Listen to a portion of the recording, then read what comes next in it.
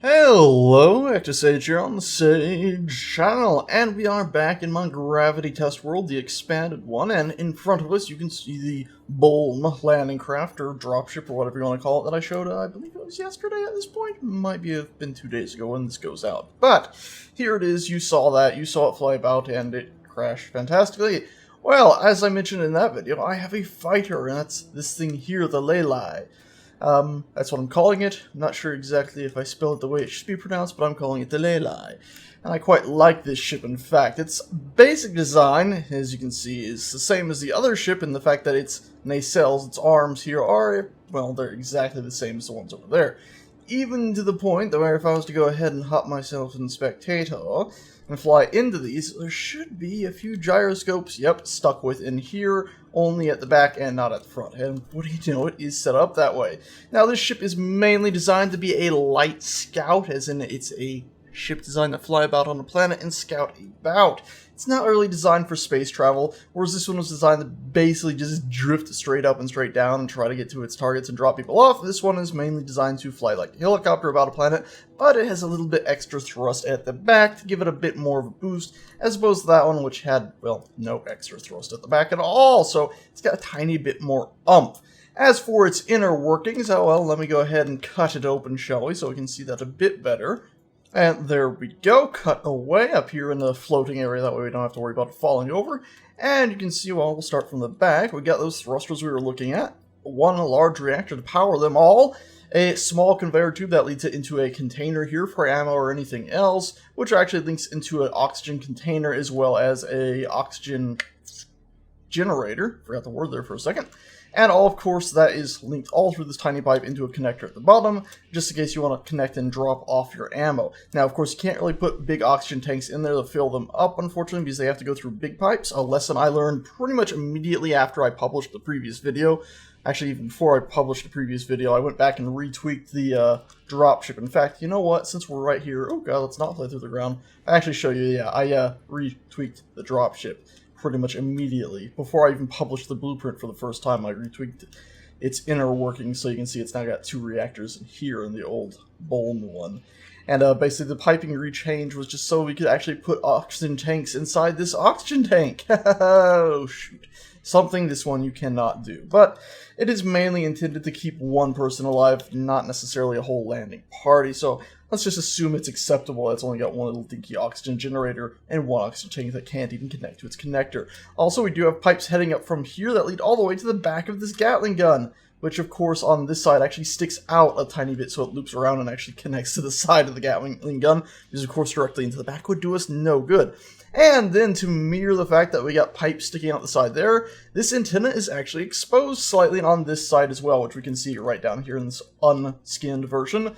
Yeah, you can see antenna just sitting right out there. And of course we got, as you have just seen, a singular Gatling gun sitting on the front of the ship. So let's go ahead and pop back down here to our actual character, hop in the Lelai, and take it for a spin, shall we? And it handles pretty well overall.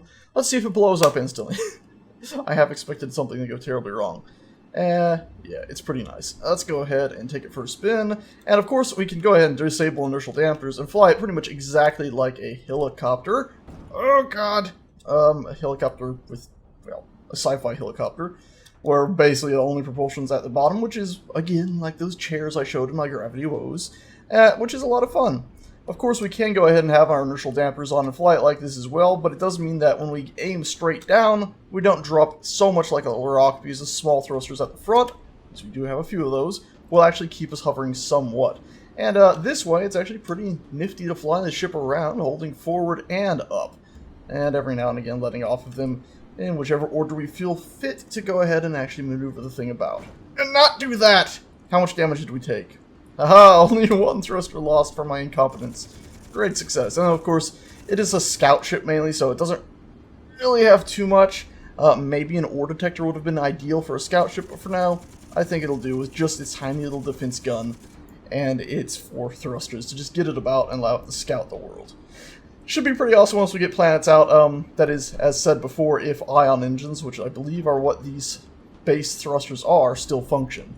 It could be that here come planets and ion thrusters no longer work in atmosphere, since As mentioned before, Sektan did discover that there was a new type of thruster apparently in the code that's designed to only work on planets. So who knows, maybe that's, well, their equivalent of hover engines or something. And, you know, I get the feeling they might have been working on that before my video, even considering Merrick did just go ahead and respond to my tweet about that video and basically say, oh, don't worry. Anyways, that's it. It's the Leyline. It's a little dinky fighter I'm pretty happy with. Would you like to see it in 0G? Let's go ahead and crash this one, shall we? Just crash it proper. That's what you call crashing it proper, eh? You're just gonna nosedive it like that from 2 feet in the sky and hope it actually does damage. There we go. That felt like a better flip. Did we actually disable its antenna? No, we didn't. No, we didn't. You know what? Crack this. Weapons. There! Why did it only take out some of them? I don't know. There we go. So let's go ahead and fly one of those. Fine, those warheads just don't feel like exploding. Let's go ahead and fly one of these around without the issues there of me crashing it right away. There we go. Much better. Yay! Much. Oh my god. It takes some getting used to, obviously. Can you tell I wasn't practicing this right before we started recording? I just sort of jumped straight into it. Did some tweaks to the ship, found a name, tweaked some more pipes, tweaked the thrusters. Oh boy, oh boy. Anyway, guys, that's this ship. Let's just fly it around a little bit so I can feel like I'm making up for my incompetence earlier of crashing it so quickly. There we go. That's much better. Much better. Oh no, not again. It'll be much better on planets when we have real obstacles to avoid. God dang it. Of course, I would have just crashed into the ground if there was ground here. And, of course, if you'd like to use this ship out in the depths of space, for whatever reason, I'm just flying it out there right now, getting us out of the gravity field. There we go, we're out of the gravity. You can, of course, use it as such. Just, mind you, if you want to accelerate in any one direction quickly, you gotta point to the top of your ship that way, and then floor the big bottom thrusters. Not exactly ideal. And of course, it's not that heavily armed. Anyway, guys, if you'd like to go ahead and poke about with this ship, get it for your own landing force, or just have it as your own random little ship to buzz about on, it'll be up on the Steam Workshop hopefully when this video goes up, as well as a link to the previous video if you'd like to take a slightly closer look at the landing craft I did as well. Anyway, guys, that's it. Thanks a bunch for watching, and I shall see you guys, gals, next time. Ta-ta.